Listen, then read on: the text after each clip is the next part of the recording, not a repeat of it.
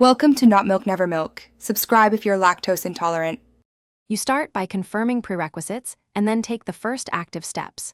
Create a GKE cluster with Enable Network Policy so Kubernetes can enforce rules. This is necessary because GKE defaults block older policies. Once the cluster exists, configure kubectl context with gcloud container clusters get credentials so you can run commands locally. Make sure CNI and VPC native settings match your security expectations.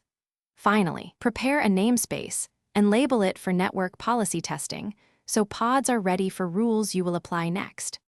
You now author and apply the policy that enforces traffic flow. Begin by creating a deny all network policy for the target namespace to define a secure baseline. This prevents unexpected ingress and egress.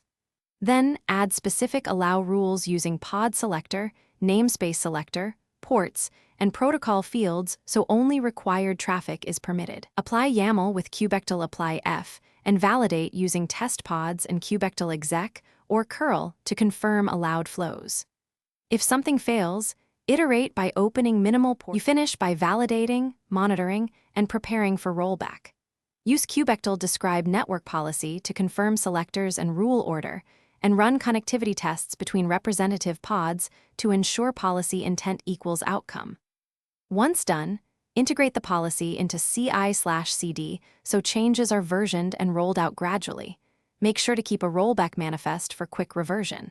If connectivity breaks unexpectedly, check label mismatches first.